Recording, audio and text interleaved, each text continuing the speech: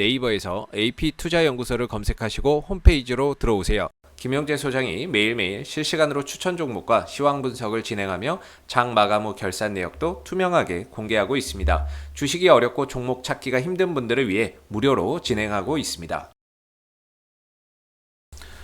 안녕하세요. 오늘 LG 디스플레이를 함께 살펴볼 AP투자연구소 이세훈 전략팀장입니다. 코드번호 034220번이고요. 현재 시각 6월 22일 1시 24분 지나가고 있는 시점이 되겠습니다.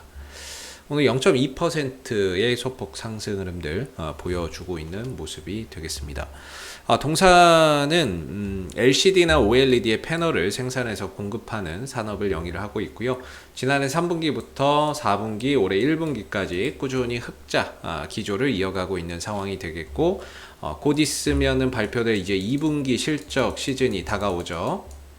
2분기 실적에서도 역시나 상당히 좀 좋은 실적을 예상을 해 보고 있는 상황이 되겠습니다.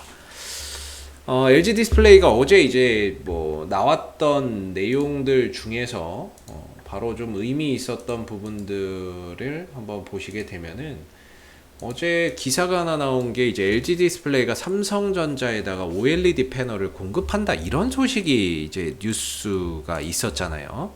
이런 이제 소식이 있었고, 뭐 삼성에다가 연간 200만 장에서 300만 장 정도로 이제 공급을 할 것이고, 공급 계약이 조만간에 체결될 것이다, 이렇게 나왔죠. 금액은 뭐 총 한 5조 원 정도가 예상된다, 뭐 이렇게 이야기가 나왔는데, 이게 지금 하루 만에 삼성전자 쪽에서 또 반박을 했어요. 삼성전자 OLED보다 QLED가 낫다, LG 디스플레이와 거래설 없다, 이렇게 종지부를 확 찍어버린 거죠. 그래서 여기서 이제 내용을 보면 OLED TV보다 QLED의 화질이 더 낫다, 우리가 더 낮은 퀄리티의 제품을 살 이유가 없다. 근데 자꾸 같은 이야기가 나와서 사실무근이라는 입장을 확실히 하려 한다, 이런 이야기가 나왔어요. 이 큰 종목에서 확인되지 않은 기사들이 난무하니까 도대체 어떤 게 사실이고 어떤 게 거짓인지 어디에 초점을 둬야 될지 모르겠네요.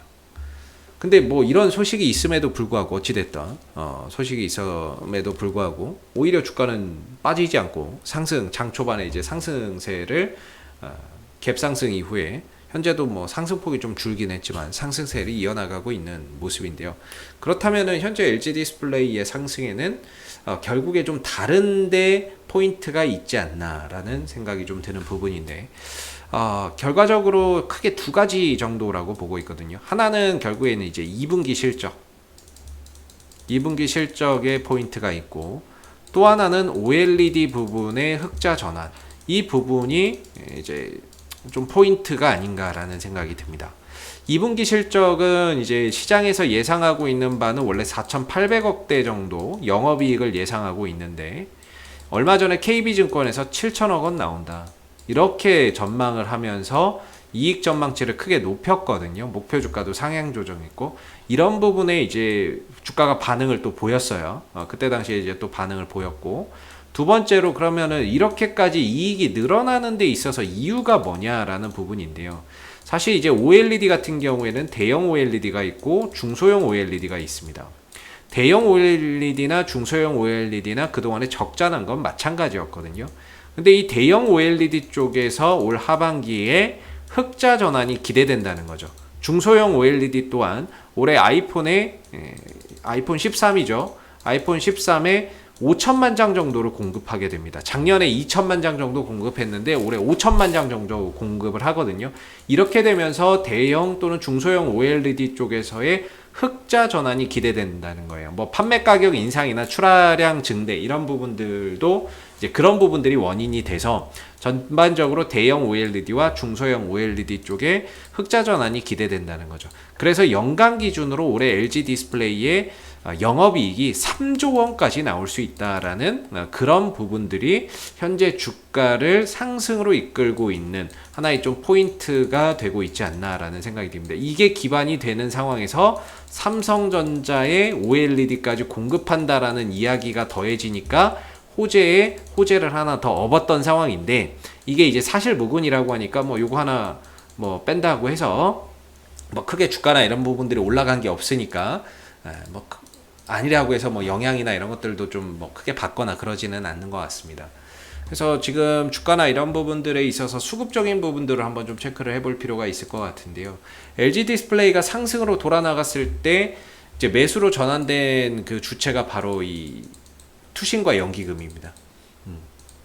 이때 뭐 외국인도 조금 사기는 했지만 전반적으로 이제 기관들 수급을 기반으로 해서 이제 매수로 좀 전환되는 모습이었거든요. 그래서 기관들은 아까 앞서 말씀드린 그런 부분들의 포인트를 두고 그동안의 매도에서 좀 매수로 전향한 게 아닌가 이렇게 생각이 들고, 그래서 이제 투신과 연기금이 열심히 좀 사들여주는 모습들 앞으로 좀 기대해 봐야 될 것 같고요. 오늘은 외인들 팔고 기관들도 좀 관망하는 모습에서 주가나 이런 부분들이 상승폭 좀 줄여서 보합권에 있는 것 같습니다. 앞으로도 이제 기관 쪽에서의 매수세 계속해서 좀 기대해 봐야 될 것 같고, 그 다음에 이제 공매도 또 안 볼 수 없겠죠. 예, 공매도 그동안에 LG 디스플레이가 못 갔던 가장 큰 이유가 이런 공매도 때문인데, 공매도나 이런 것들이 어제도 한 76만 주 정도 나왔습니다. 76만 주 나왔고, 대차일별로 보면 어제는 주식을 공매도 치기 위해서 빌려간 사람보다 되사서 갚은 사람이 많습니다. 그래서 여기 20만 주 정도가 줄었습니다. 대차잔고가 좀 줄었네요. 좋은 현상이죠. 물론 이걸 뭐 한 번 나왔다고 해서 좋다라고 할 수는 없지만, 대차잔고가 계속 줄어든다는 건 공매도 쳤던 거를 다시 뭐 환매수해서 그동안 공매도 쳐놨던 거를 다시 이제 사서 갚는다, 이런 의미로도 해석해 볼 수 있고요. 이게 줄어든다는 건 공매도나 이런 것들이 좀 더 축소될 수 있다거나 이런 의미로 해석을 해볼 수 있는 거죠. 그래서 대차잔고나 이런 것들이 줄어든다는 것 자체는 상당히 긍정적인 이슈로 봐야 될 부분인 것 같고, 다만 이게 이제 단발성으로 끝나는 것이 아니라 어느 정도 연속성을 두고 꾸준히 감소하는 모습을 보였을 때 더 좋은 하나의 모멘텀이 될 수 있을 것 같습니다. 그래서 일단은 뭐 대차잔고가 어제 좀 줄었네요. 최근 들어서 처음으로 좀 줄어들었다는 게 긍정적인 것 같습니다. 사실 뭐 기술적인 관점에서는 불안했거든요. 불안했던 건 뭐냐면, 가장 크게 좀 불안했던 게 헤드앤숄더 패턴이었죠. 전형적으로 이런 기술적 패턴에서 어깨, 머리, 어깨 이러면서 이제 헤드앤숄더 패턴이 나왔기 때문에 거래량도 똑같고, 그런 관점에서 22,000원 깨지면 전반적인 흐름이 완전히 무너진다라고 걱정을 했는데, 다행히 헤드앤숄더 패턴을 만들어 놓긴 했지만 22,000원은 잘 지켜냈습니다. 이제 지켜내고 좀 돌아가는 모습이었고, 그리고 이 추세, 지난 이제 4월달 정점으로 해서 전반적인 이제 추세나 이런 부분들이 다소 좀 하락 국면에 이렇게 좀 있었는데, 이걸 이제 벗어나는 흐름 속에서 하락 흐름에서 좀 벗어나는 모습을 보여줬다라는 게 상당히 좀 긍정적인 것 같고요.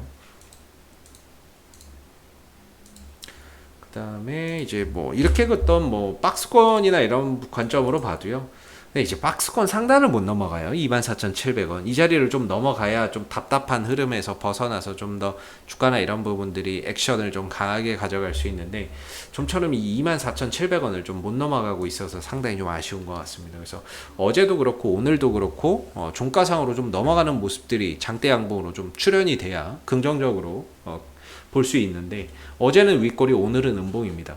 그러다 보니까 오늘도 좀 돌파가 되지 않는구나, 역시나 이 구간에서 계속해서 좀 저항을 받는구나, 또는 매수세가 좀 약화되는구나, 이런 부분들이 상당히 좀 아쉬운 부분인 것 같아서 오늘도 좀 돌파는 어렵지 않나라고 보여지는데, 뭐 결국에 다음 달부터는 이제 2분기 실적 시즌이고, 그 부분에 대해서 뭐 이제 실적에 대한 기대치도 충분히 우리가 가져볼 수 있는 상황이고, 기술적으로 22,000원만 안 깨지면 되지 않나라고 생각이 듭니다. 22,000원만 깨지지 않는다면 결국에 두드리다 보면 저항대는 좀 돌파가 되지 않겠나라고 생각이 들고요. 주봉이나 이런 부분들에 있어서도 아직 완벽한 정배열은 아닙니다. 제가 보기에 뭐 완벽하게 중장기적인 방향성이 정배열로 돌아간 건 아니죠. 중장기적인 장기적인 방향성이, 주봉이나 이런 것들 봤을 때 조금 더 시간이 필요한 것 같기는 합니다. 이제 막 61선이 121선 골든크로스에서 61선은 상방으로 가고 있는데 121선이 아직까지는 정확하게 좀 돌리지 못하고 있는 것 같고, 그래서 계속해서 22,000원을 좀 잘 지켜주는 게 중요할 것 같고요. 주봉상으로도 22,000원짜리가 상당히 좀 중요한 그런 가격이 되겠네요. 22,000원대 정도에서 어떻게든 좀 주가나 이런 부분들을 잘 다져서 한 단계 좀 더 도약하는 발판으로 좀 삼아야 되는 구간이다. 이렇게 볼 수 있겠고, 이전에 2만원대 이런 자리가 굉장히 좀 뭐라고 해야 될까요? 매매 공방이 굉장히 좀 치열했던 자리가 이런 자리죠.